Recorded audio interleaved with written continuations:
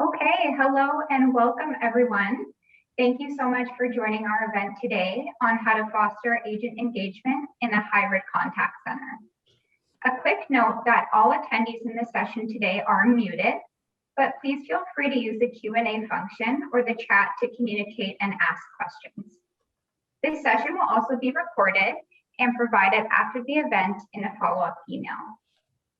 Hosting our session today, we have Shawn Ashley, who is the Director of CX Advisory at CSPN, and Shai Berger, who is the founder and CEO of Fonolo. Shawn and Shai will be discussing key strategies for agent engagement in 2021, investing in the right equipment and software, staying ahead of upcoming trends, and the impact to your bottom line. We can just go forward one or two slides. And just one more. Perfect, thank you so much. And to introduce our speakers, I'm very happy to welcome Shai Berger, as mentioned before, who is the co-founder and CEO of Fonolo, a leading provider of cloud-based callback solutions. He is responsible for setting the company's strategic direction, product innovation, and driving growth. His experience and accomplishments within the customer service and contact center industries have positioned him as an influencer in this space.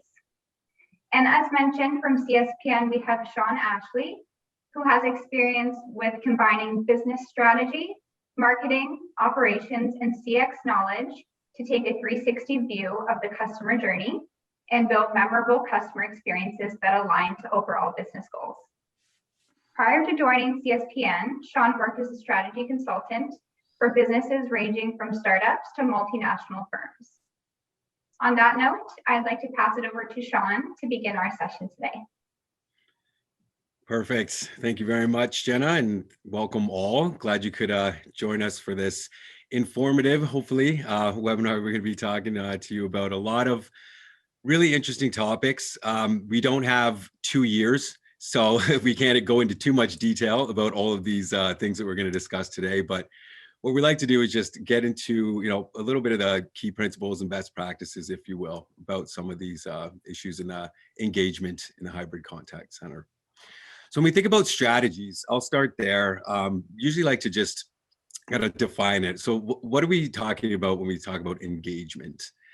It can typically be kind of considered the emotional commitment that an employee has to the organization and its goals. So I think a key part there is the emotional aspect. I think many times people think of engagement as something tangible, and there are tangible aspects to it, but there really is a mindset that comes across with it. So I'm going to go into kind of some of the major strategies that organizations are starting to employ, especially in this kind of new normal or new world. First, we think about collaborative environment. And I know this is not new, that obviously having a collaborative environment is important regardless. When we think about today in 21, it really is more important because you don't have that physical kind of proximity all the time. So in terms of community and teams, some of the things that we're seeing is the ability of building up these kind of groups or atmospheres. So this can be formal or informal, but the idea is that there are a sense of kind of ownership and around being a part of something more than just an individual task. So it's really around having, virtual hangouts, there's share outs, skill sessions. You can have games that are being actually performed and played with team members. But the idea is to get people out of, it's just me and that it's more us. But think about continuous communication. This, of course, is extremely important. And when we think about kind of that communication, there are a lot of different channels you can use now. But the idea is that you want to make sure that people are always kind of engaged and always having that conversation. So because you don't have those, bump-ins in the office anymore, the idea of just having open door communications and open kind of flow is really important in this new kind of hybrid world. And then the two-way feedback, this is extremely important. Again, when we think about engagement, the idea of having the ability to kind of talk to a manager or talk to, a subordinate is incredibly important, because when the idea of knowing that something is good or bad is going to be something that will really help the individual to understand what their actual role is and if they are meeting certain goals. So the idea is all around just having that open flow of communication, open door policy, in this new world is to make sure that there isn't something being either, falling through the cracks, or they're left to their own devices, in their home, as opposed to maybe in the office. The next one we're looking at is around this idea of dynamic roles and goal descriptions. So there's two pieces here. When we think about the dynamic piece, it's the idea that having that kind of ownership and kind of purpose around your role is extremely important for staying engaged. And by that, we mean, does the employee feel like there is a challenge, or they're actually performing activities for a kind of greater reason? So that the purpose around this is that when you're able to co-develop that with the individual, they feel more involved and feel like they actually have a stake in that role. And what you'll see is that there's more desire, if you will, to perform those activities when they have their co-development within it. And of course, when we think about goals, co-developing those goals are extremely important, because again, they become kind of real for the individual and they have that stake of wanting to accomplish them. So the ability of accessible tracking, this is incredibly important, because that kind of further than that idea that they understand where they are and where they're going really helps to keep that engagement. So it's the idea that you're able to make sure that there's a kind of ability to see and a transparent aspect to meeting those goals, so you can work together to try to meet them. Finally, this idea of flexible rewards and recognition. Again, we've all heard of kind of gamification. The idea that now, especially more than ever, we want to make sure that those rewards or those kind of recognition programs are not only transparent so they can be seen, so that people are actually engaging and understanding that they're doing well and sharing some of the successes, that it's also very personalized. So we know that the world is different. So having, another day off or half a day might not be as important as, maybe you're looking at how can you help that individual kind of support their home life. So the idea is we want to make sure that when you're building or having these recognition and rewards programs, that they actually will drive value for the employee, because that's what's going to actually make sure that they're engaged, as opposed to having, some a gift certificate that might not really be that valuable. So what's the point of kind of, being engaged in driving that kind of activity forward? So those were the three. When we think about those, obviously the idea of technology and this virtual world is what we live in now. So these strategies are really driven by that technology enablement. So there are many different kind of platforms and services out there to kind of help with these, executing these strategies. Obviously, we're on Zoom right now. So when we think about communication and building communities, those tools are really helpful in being able to actually share, collaborate, and remain engaged when you're not actually physically together. There are also, Achievers is one, this idea around rewards and recognition. So there are ways to, gather points, to play games. And it's really a great way to actually have that platform for more than just that single employee to use. So it's a way to, again, continue to engage within the organization with their colleagues. And it doesn't necessarily need to be in a formal or a work way. You can make it fun as well. So that's kind of the high level idea of how some of these kind of strategies are getting evolved or tweaking to this new world, and how we can actually drive the similar type of kind of objectives in this new kind of virtual or digital world. So I'll pass it on to Shai now, just to talk through some of the investing in the equipment and some of the trends moving forward. Shai, go ahead. Thanks, Shawn. Great review of a very important topic. I'm going to pick it up from there and talk about investing in the right equipment and software. Obviously, a very broad topic, and there's so much you need to make a modern call center work properly and efficiently. So I'm just going to focus on a few things, in particular, what has been highlighted in terms of equipment and software by our recent imperative through COVID. That the pandemic forced everybody to accelerate their plans to accommodate working from home and hybrid call centers. And so a lot of trends that were in place for years prior just started to move a lot faster. And so luckily we had some good experience with hybrid call centers as an industry. We were able to draw on those lessons to make it through the pandemic.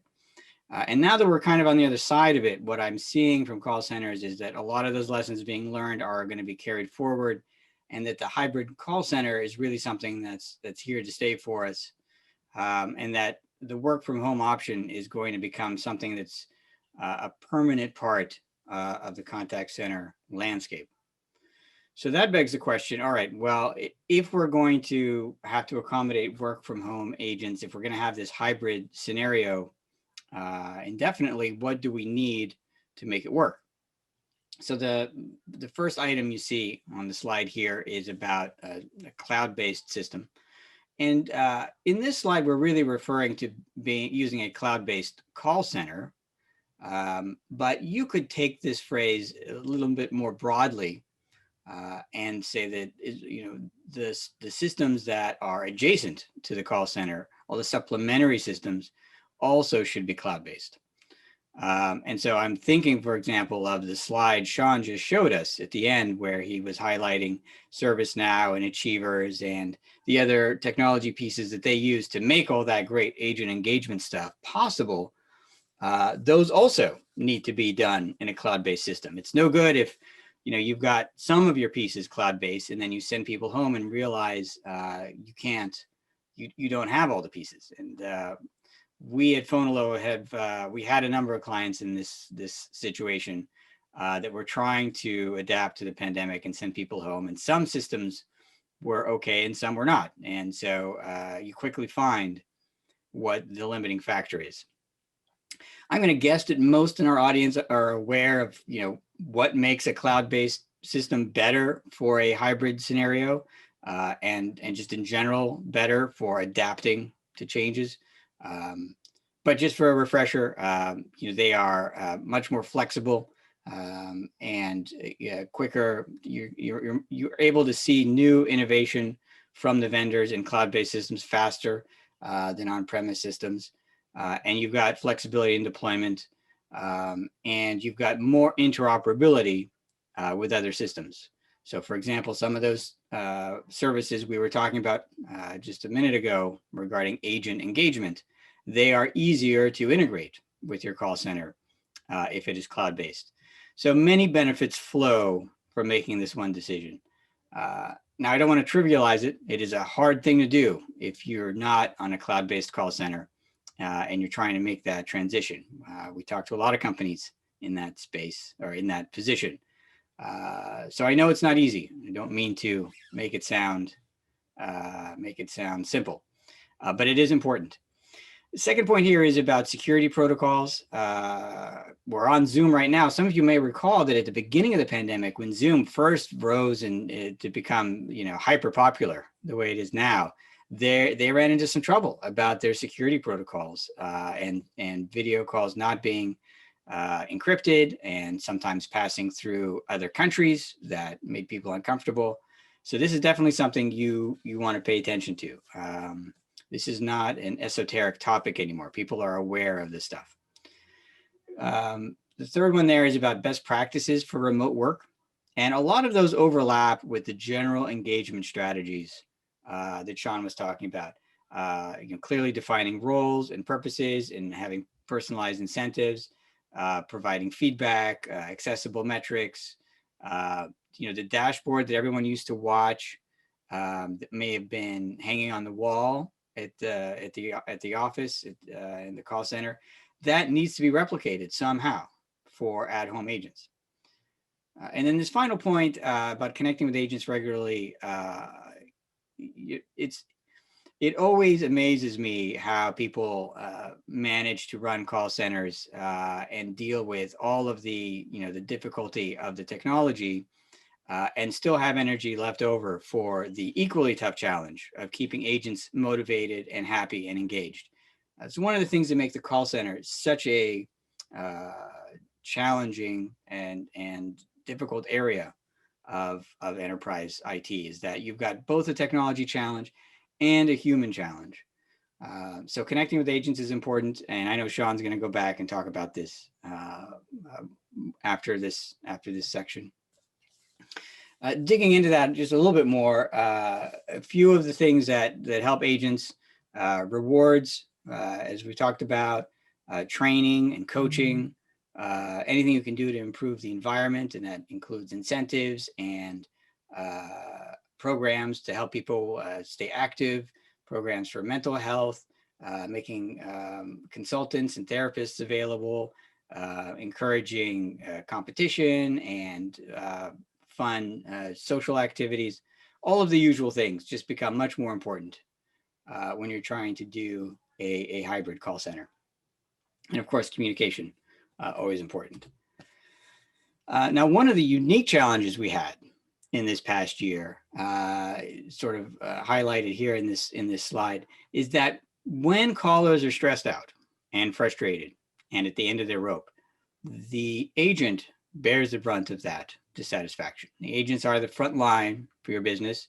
And so when callers are frustrated, even when it has nothing to do with your business specifically, the agents will feel that, both in terms of, direct anger and rage, explicitly expressed, but also just in a general level of annoyance and, unwillingness to cooperate and hesitance and grumpiness. All of that, makes the agent's job harder. It makes calls take longer, and it can lead to agent burnout and ultimately, agent churn, which means you have to replace people, and that's very expensive. So one of the things that we always talk about with call centers is that reducing the pain of hold time is one way to improve the mood of your callers, and that's a way to decrease the stress on your agents. And nothing made that point more clear than what we just went through in the past year.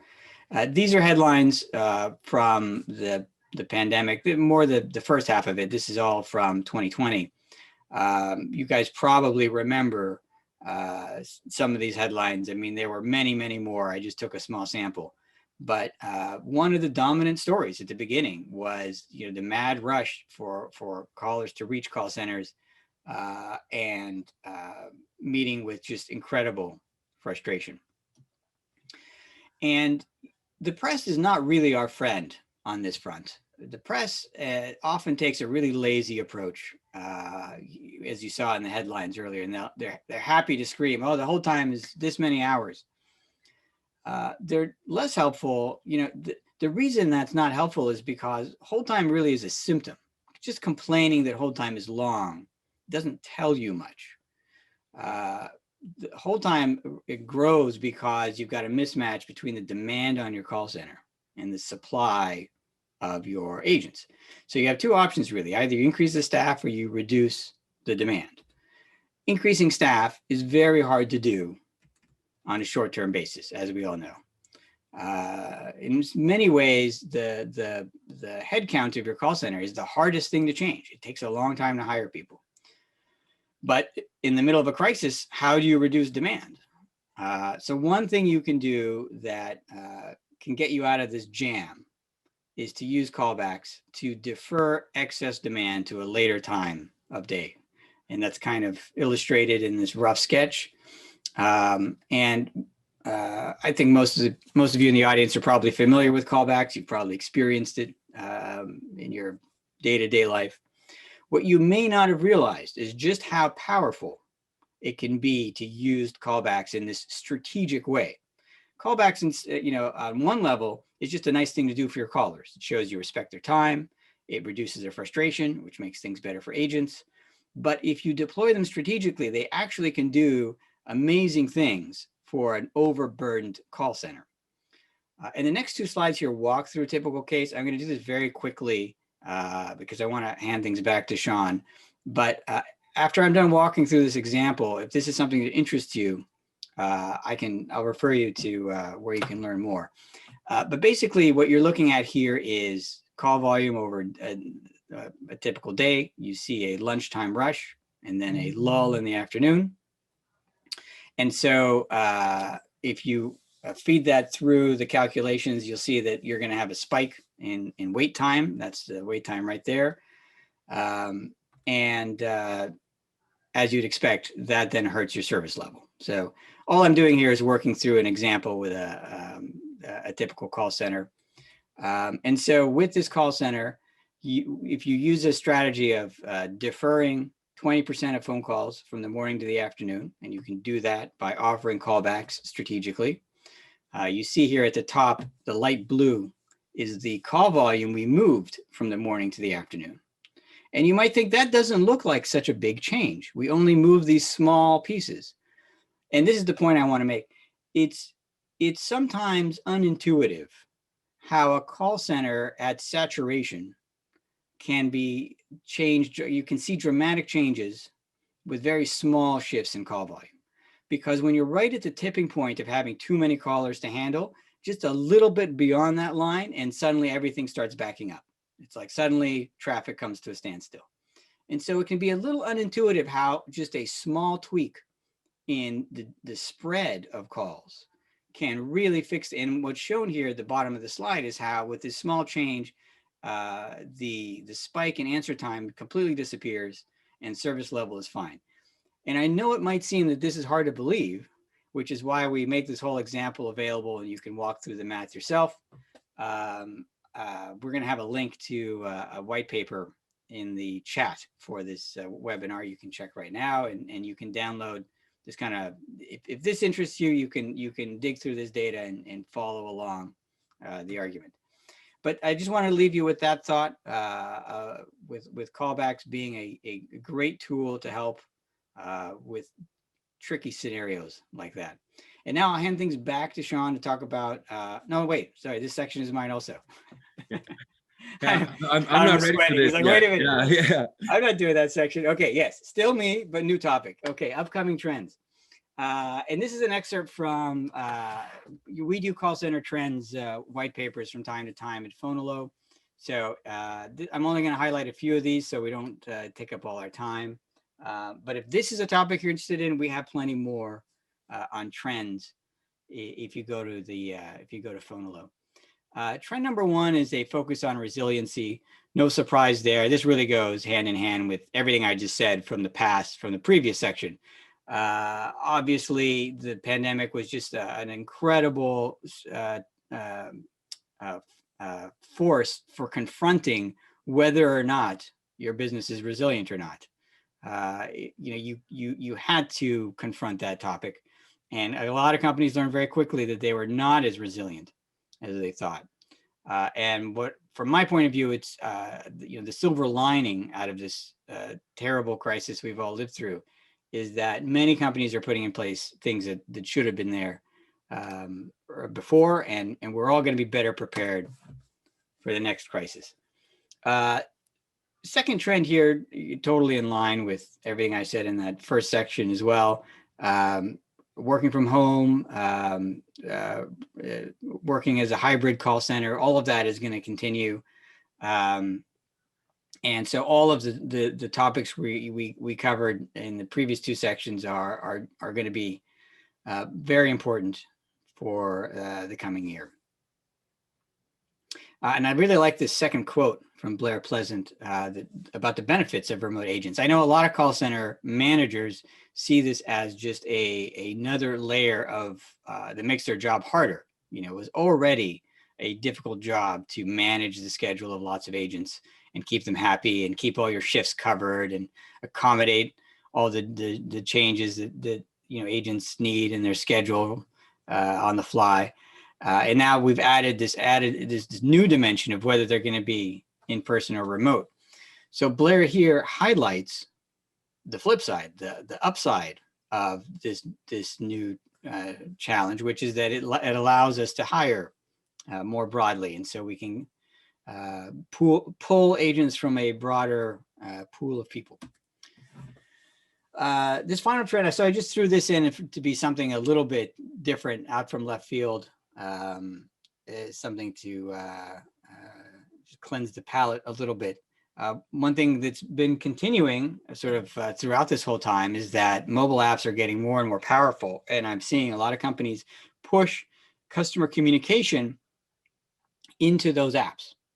And so they're getting more sophisticated. There's more chat built into the apps. Sometimes there's voice communication built into the app. That's starting.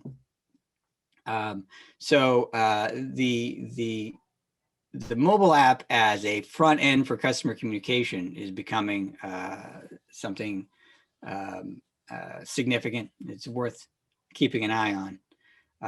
Now, just a caveat on this.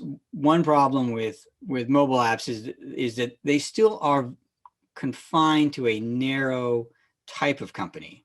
Consumers still are, banks and insurance companies and airlines are able to get their apps installed. Many companies outside that realm still struggle to get broad adoption of their mobile apps. So the apps that do get installed are getting more powerful. But the challenge is if you're outside that top tier of companies, mobile app adoption is still a challenge. Final trend, and then I'll send it back to Shawn. And this one I always like talking about because we hear a lot about self-service is getting so good, and chatbots, and in particular AI, and sometimes people will go, the most extreme commentators will say AI is going to get so good, we're not going to need agents anymore. So reality check. The number of people employed as agents keeps going up. And that's an important thing to remember. We're doing more business remotely. We're doing more types of transactions remotely. And so it's just natural that a lot of the in-person interaction shift to a call center interaction, and that's driving agent employment. So I think this is good to keep in mind when you're reading about how all kinds of new technology is reducing the need for agents. It's true that the new technology is shifting what agents need to do.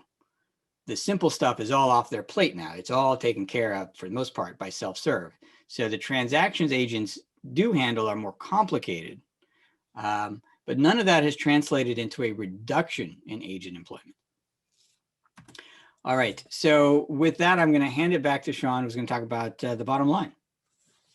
Perfect. Thank you very much. I think that's a really kind of interesting from a trends aspect, and you see kind of building on those strategies, like this kind of changing world of this engagement. It's not about kind of completely blowing up your strategy and operations and changing everything, and it's a quantum leap and everything is just throwing the baby out with the bathwater, and it's so different. It's this idea that those fundamentals or those kind of core strategic operations kind of are sound. Yes. And will follow, but it's just, can you kind of modify and making those tweaks that align to kind of this new world, but also should be following and building upon those existing kind of strategies and operations. Yes, well put. I think the one thing I definitely don't agree that the press is easy and lazy. Sorry. Yeah. Like all the clickbait that I've seen. Yeah, the press is definitely you see some hilarious kind of quotes out there. So that was great. Okay, so thinking about the bottom line again, we talked about strategies, we talked about kind of the trends, and at the end of the day, I'm sure everybody here knows, like, who cares? What does it all mean? Like, what is it going to impact? Why do I need to care about this idea of engagement? So, and the idea that, like, everybody knows that engagement is good. That's why we're here. We're thinking about this. But what I want to kind of spend a little bit of time discussing is just the different ways that the engagement or lack thereof really does impact a business. Because I think, it's known, and there's a lot of numbers that are thrown out there. I think one of the kind of more common ranges is about 30 to 35 cents per every dollar of an employee salary, if they're disengaged, is kind of just wasted. So about how do we kind of maximize that kind of value? So thinking about it initially, one of the ways where you're really going to see that kind of impact is obviously through productivity. So when we think about, again, efficiency and the actual kind of alignment and value add, is there the kind of drive to produce the output from the activity that the employee has? And this goes back to the strategies of kind of aligning what that role description is, and also building on what Shai was saying around AI. So if you're able to kind of remove those mundane or kind of not liked activities and be able to focus that employee on some of the things that are more challenging and they're interested in, what we see is that rise in productivity. And it's around, one, the ability to actually kind of complete the task because they're enjoying it and actually engaged in it. So they're going to want to complete it, potentially more fast. However, there's also this idea that the value added time or an engaged employee is more likely to spend more hours. And this may be above and beyond kind of a role description. So again, maybe they like what they're doing. So they'll, 15 minutes after their shift is supposed to, end, they'll keep working, or maybe through lunch they'll want to do it. But the idea that there's potential for value added kind of time or effort that engaged employees will commit will greatly increase their kind of overall productivity and output. The next one moving forward is around kind of that attendance. Again, this is not turnover. We'll get to that a little bit later, but just the idea that, are there, like, I don't want to say inappropriate, but reasons that the individual is not coming to work. And again, the idea that the capacity of being able to understand where and when those agents are going to be away is very, very costly, because you can have that idea that you need, X amount of members to produce the capacity or the output, that the coverage that you want during a day. But then if you're having a lot more of that, sick days, or just, I didn't want to come into work today, but what you seem to get with disengaged employees, it ends up being a lot of cost placed on the organization for, again, getting replacements or having a deeper bench, if you will, for knowing that there's going to be a lot of that attendance. The other aspect of it is the training. So again, if there is increased attendance, you're going to want to make sure that you have the capabilities and the skills of your team to be able to cover for that. So the L&D and the training aspect to make sure that you're still having that kind of bench of the quality of service that you want to deliver ends up being a lot more costly as well. Because again, that attendance is going to be increased and you're going to need to cover those positions more. So there's a lot of different areas within the attendance, as opposed to just, it being a sick day, that you'll see having a drain, if you will, on kind of cost of resources for an organization. The next one, again, is around the idea of turnover. So again, obviously it's kind of known that it costs a lot to recruit an individual, and it's a lot less costly to retain and just have those. But it's more than just the kind of acts of kind of training or having to actually recruit them. There's more to it that happens when you think about how you actually get a agent to become an employee. So again, it all starts from the promotion. So there's going to be a lot of increase in kind of marketing, if you will, that cost around actually having that job posted and being able to actually promote and get people to it. There's obviously the huge cost around the process from an HR perspective in the recruitment in itself. And then, of course, similar to the absenteeism and the learning and development, you're going to have to spend a lot more around this onboarding and the idea of training. So there's always going to be that kind of L&D or that training component, even if there is lower turnover. But what we found is there is a lot more cost associated with a new kind of upskill and train than there is around the turnover. And then when we think about, again, from an engagement and disengagement perspective, the stats are known and are all around, the engaged employees are, it's something around 5 or 6 times more likely to stay within the year. We know that also there's a incredible correlation between engagement and turnover. So the more engaged that an employee tends to be, the lower the turnover or the reason to actually leave the firm is. And again, this comes from what Shai was saying and myself as well, of why that individual would want to leave, that engagement of knowing, they're all being challenged, having the rewards and recognition, feeling as a part of a team is all going to drive that desire, to want to stay as opposed to leave. And then the last one that we want to talk about, I think this is something that sometimes gets overlooked, in terms of the actual impact to disengagement or not less engaged employee. And it's this idea around actually like customer experience and the customer satisfaction. So you think it's all about the employee, but no, at the end of the day, it's all about the experience. So what we found is that there's a correlation again around the kind of engaged and longer term employees and customer satisfaction than there are with the kind of short-term disengaged. And there's a lot of reasons behind this.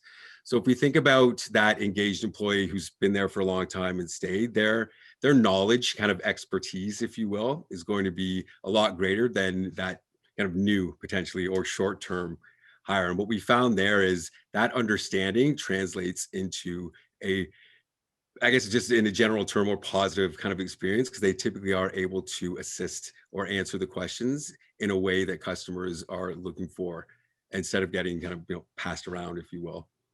Second, around the idea of improved customer satisfaction is that they're able to build kind of those long-term relationships. So when you have that engagement and that long-term kind of tenure, if you will, you're able to build those relationships with customers. So that engagement really translates into this drive or this desire to work with customers and actually get to know them over time and solve kind of problems.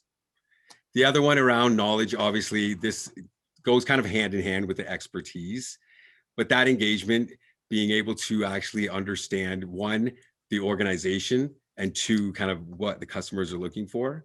We find that when employees or those agents are kind of interested, if you will, in what the role is and what the selling or what the actual conversations are about, that they will get to know the customers better, and they'll be able to kind of utilize that knowledge around more than one kind of customer. So you'll find that, a solution that they talk to or something on the phone with one individual, they'll use that for another, and then be able to actually drive that positive satisfaction. So it's about that. The idea is around, when we think about customer experience or customer satisfaction, the kind of interested, engaged, knowledgeable, type of profile that we see with engaged employees tends to drive that EPS or NPS much more than the disengaged. So again, I know this is really fast and we don't have 2 years to really dive into these topics, but the idea of what and how disengagement or engaged employees really impact your business. Again, it's more than just, that financial. There are a lot of different kind of pillars, if you will, that really drive the kind of cost, but not just from a resource perspective. It's also kind of the impact on the brand, if you will, or the customer experience that we see from the disengagement of agents. So hopefully that made a little bit of sense, and there's kind of a couple of light bulbs going off of how the engagement doesn't just kind of impact the operations side of a business, but it also impacts the customer and the experience side. So a little bit of that, just switching gears before we kind of wrap and start getting into the questions and having a bit of a discussion. So as Jen had mentioned right off the start, I'm the director of CX advisory for an organization called CSPN. And essentially we are a professional services firm, all things about customer experience. We help kind of organizations answer kind of two major questions. One being, how do we create happier customers? And then how do we create happier employees? Yeah, simple, right? But yeah, so a lot of this type of strategy and kind of understanding how and why we should be kind of, again, engaging employees, but what it means when you're driving that customer experience, I think is how we kind of support and help. So if there are any further questions or you want to dig into a little bit more detail, definitely more than happy, more than willing. And yeah, you could please feel free to reach out, and we'd love to try to help you answer those two questions for your organization. And I'll pass it back to Shai to close this out here and get us talking and answering some questions. Sure. It was great stuff, Shawn. So a few quick words about Fonolo. We are the leader in callback solutions for call centers. We're very strong believers that adding a callback can do all kinds of great things for your customer experience, your agent engagement, operational efficiency, ROI. One one example of ROI we talked about earlier in this webinar when I walked through that example of deferring excess calls in the morning. But there are other ways to drive ROI also. We did not invent callbacks. They were around before we came along, but our innovation, which I think is significant, was to make it available as a cloud-based service and available independent of what your call center platform is. So two very big changes that we brought to this game that have made it much more widespread. And our goal really is to have every call center offer callbacks. We really think there's no reason not to. It's a win-win situation, and there's no reason we should be putting callers on hold anymore at all. So that's our vision. No more hold for the whole world, and we're working hard to get there. So you see there in the last square some of the offerings from the company. Callbacks are central to everything we do, but they can be combined with other features and other capabilities to address different business challenges. We also have visual IVR and programmable callbacks. I talked earlier about scheduling. That's a very powerful feature that we have. And you're welcome to ask me questions, and I'll about Fonolo. I'll try to answer them as best I can. Of course, we're always happy to hear from anyone who wants to learn more about Fonolo. With that, I think I'm handing it back to Jenna now for questions. Awesome. So we will give everyone just a couple minutes to take in the valuable insights that we chatted about today. But while we're wrapping up and waiting for folks to give us our thoughts, we did have one question come up here. The first question is, have you ever experienced times where you weren't able to call a customer back because of business hours coming to a close? Right. Well, that is a really important question. What do you do when people sign up for a callback and it's towards the end of the day? And there's really no easy answer there. It's really a question of the business priorities you have in your call center. But this is one place where we really help companies, get more closely aligned with what their callers want. If callers are calling at the end of the day and you can't accommodate them, you should be able to offer a callback to slot them in for the next day. I think there are many ways to do this right, but I can tell you for sure that there are wrong ways to do it, which is to just dump callers that call too late in the day, leave people on hold, and then cut them off when business hours end. Those are definitely things you don't want to be doing. And so if you have that problem, we'd love to talk to you. We've got a number of ways you can address it. Perfect. I have a couple more questions coming in here. So one of them that we have is, how do you maintain engagement when there are very few customer contacts? That's a tricky one. I think that's for you, Shawn. That I can do. So hopefully I understand that correctly. So I'm assuming you mean that they don't kind of interact or don't have a lot of number or quantity of contacts with customers. So if that is, hopefully I'm understanding that correctly. I think the idea is the engagement is not necessarily just between a agent and the customers themselves. Like when we think about the engagement of the employee with the organization, that there is the flip side to it. So it's being engaged within the organization. So if there are few contacts within a day, there are still a lot of things that the employer, the agent, is able to do within the organization or within their colleagues, their teams, their kind of platforms that we talked about before to keep that engagement. So there may not be, many, like say, customer contacts for the day, and there's kind of time that they're able to do other things. But the idea is, are you able to set up that kind of platform or that structure so that the individual isn't just sitting there waiting for the customer contact, but they're also doing other things, learning more, talking to colleagues, and to that effect. So there's two kind of pieces to it. There's the customer engagement and being involved with answering those questions or calls, and then there's the organizational side where they're still able to do more activities. Awesome. Thank you, Shawn. Our next question is, what's your opinion on CSAT survey at the conclusion of calls? How often should you survey and should target certain customers?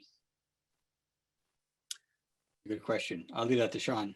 That's me. Okay, I'll take this one as well. This is a really interesting one. I hate to give the like consultant answer of it depends, but it really does. I think when you think about customer feedback and gathering that and building that into your whole, VOC or voice of the customer program, it's very much dependent on the type of kind of individual or their kind of persona that you're measuring. So by that, I mean, if it's that individual who, really does enjoy kind of the interaction, giving feedback, then I think you can do it as much as you want. There's no limit to getting customer feedback. I think the more data, the better.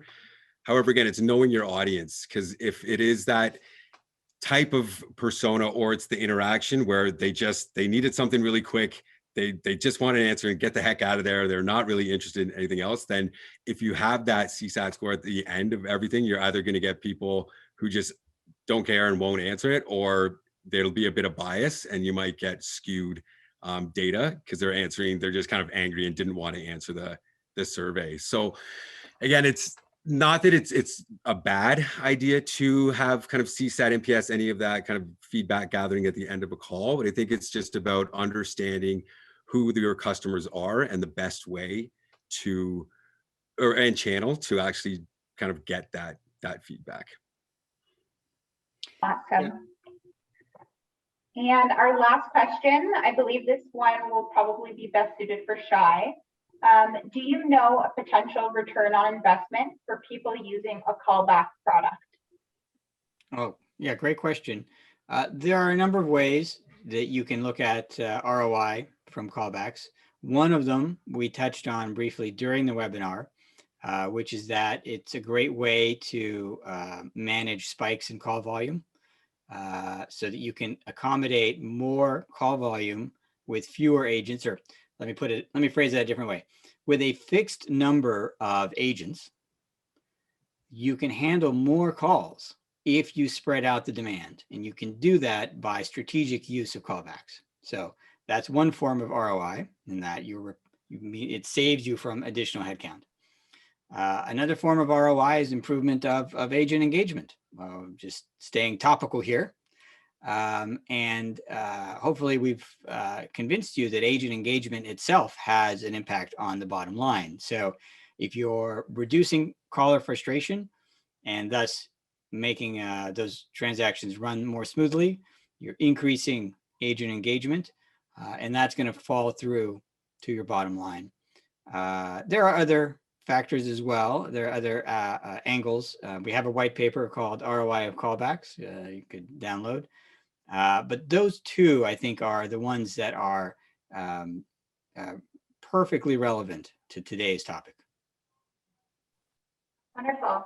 Well, on that note, I think we are right at time. So I think it's okay to wrap up the session today. So thank you so much, Shai, for joining us. And of course, Shawn, for some insightful information and conversations. I will pass it over to either of you if you want to say a couple words before we close off today. Well, I just want to say thank you to you, Jenna, and to CSPN for working with us and getting this coordinated. We really like talking to new audiences, and I think you mix together some topics like this, and sometimes you get new insights, and I think it's great. Yeah, I'll echo that as well. I think I very much agree that you just, when you start talking and have different ways of thinking about things, and there's aha moments, you never know what's going to come out. So hopefully there was some value and some insight that everybody got from this. But yeah, I want to thank Fonolo as well, and Shai, yourself. This was great. I really appreciate it, and it was a lot of fun. Hopefully we can do it again soon. All right. Awesome. Thank you, everyone.